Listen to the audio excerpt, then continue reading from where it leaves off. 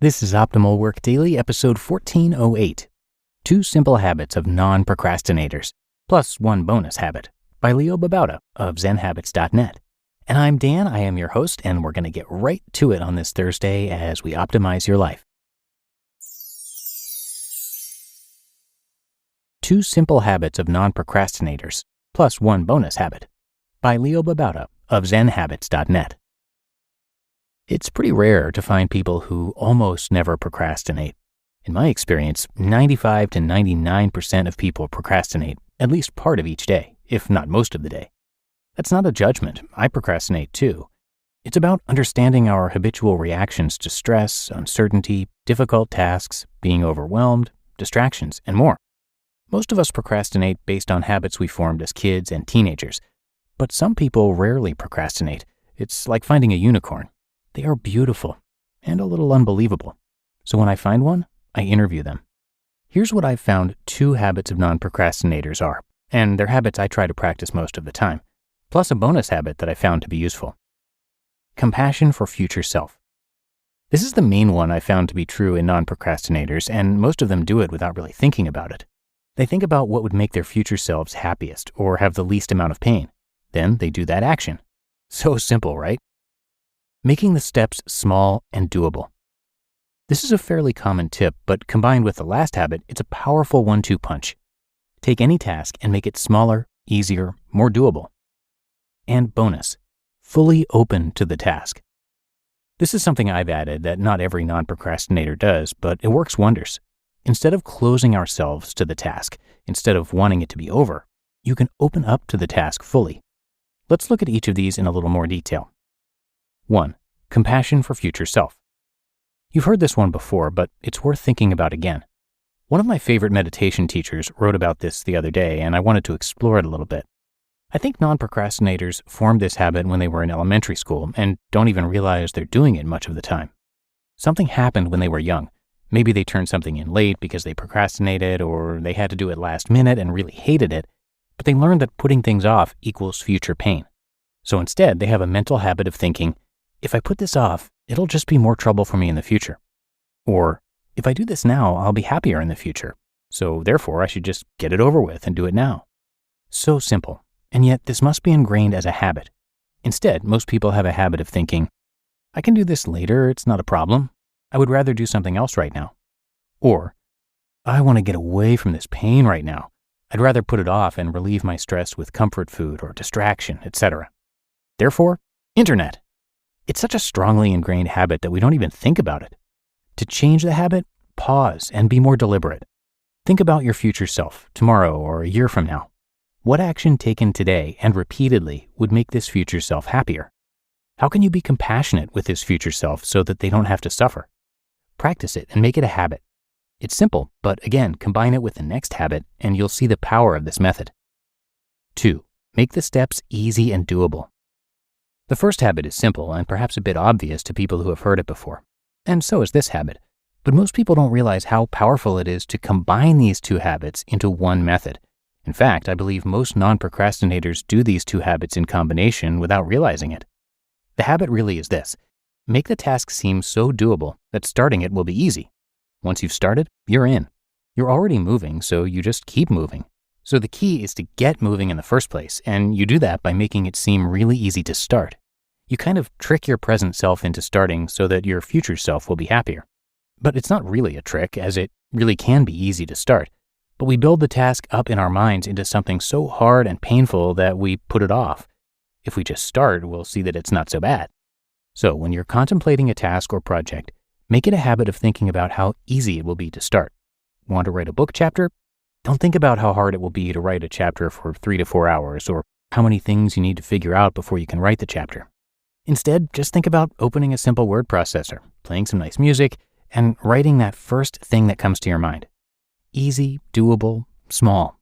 Just think about how easy it is to start. Don't think about the whole thing. The truth is, you can't do the whole thing, not at once. All you can do is the next simple step. So focus on that. Combine these 2 things and see what happens. Empathize with your future self, and then just think about the smallest possible way to start. Be just like a non-procrastinator. And 3, bonus, fully open to the task.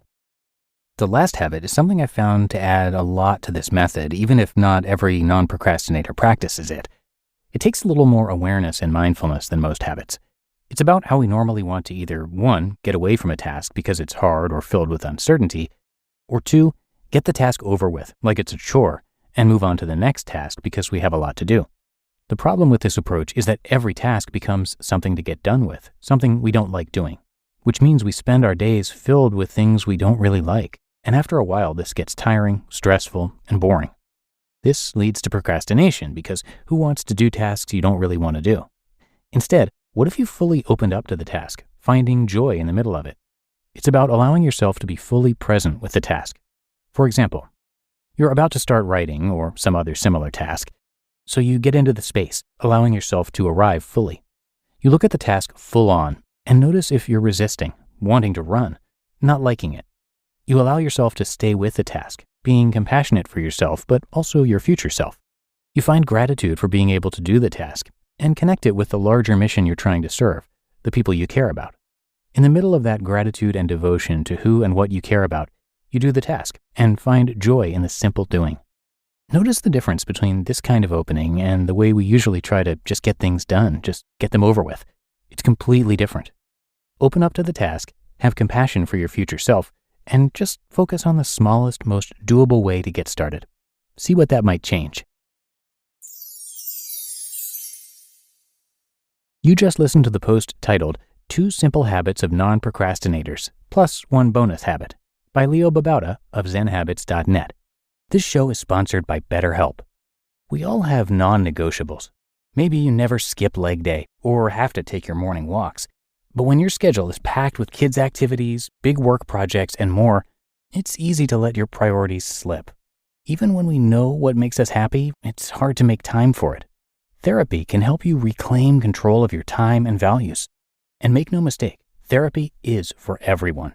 Whether or not you've been through significant trauma, therapy can be a great tool for setting boundaries, learning positive coping skills, and ultimately becoming the best version of yourself. If you're thinking of starting therapy, give BetterHelp a try. It's entirely online, designed to be convenient, flexible, and suited to your schedule. Just fill out a brief questionnaire to get matched with a licensed therapist and switch therapists anytime for no additional charge. Never skip therapy day with BetterHelp. Visit betterhelp.com/workdaily today to get 10% off your first month. That's BetterHelp, HELP.com/workdaily. We're driven by the search for better. But when it comes to hiring, the best way to search for a candidate isn't to search at all. Don't search, match with Indeed. Indeed is your matching and hiring platform with over 350 million global monthly visitors and a matching engine that helps you find quality candidates fast. Ditch the busy work. Use Indeed for scheduling, screening, and messaging. 93% of employers agree Indeed delivers the highest quality matches compared to other job sites. One of the things I love about Indeed is that it filters out incompatible applicants. So when you're hiring, the process is much faster, and you only have to consider applicants that are already likely to be a great fit. And listeners of this show will get a $75 sponsored job credit to get your jobs more visibility at Indeed.com/startup. So just go to Indeed.com/startup right now and support our show by saying you heard about Indeed on this podcast. Indeed.com/startup. Terms and conditions apply. Need to hire? You need Indeed. And I want to thank Leo, as always.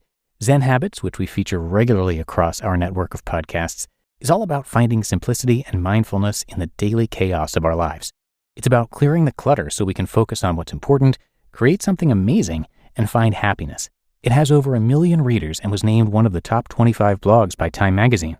And if you enjoy Leo's work, you can come check out our other shows, as I mentioned, where we narrate more of his content, since he writes on so many different subjects. And you can find all of those shows by searching for Optimal Living Daily wherever you get your audio. Then make sure to hit that subscribe or follow button in your podcast app to get those new episodes automatically. Or you can come by oldpodcast.com to see all the shows we have, plus more content. But that's going to do it for me today. Hope you enjoyed this post from Leo and that you're enjoying your day. And I will see you right back here tomorrow, where your optimal life awaits.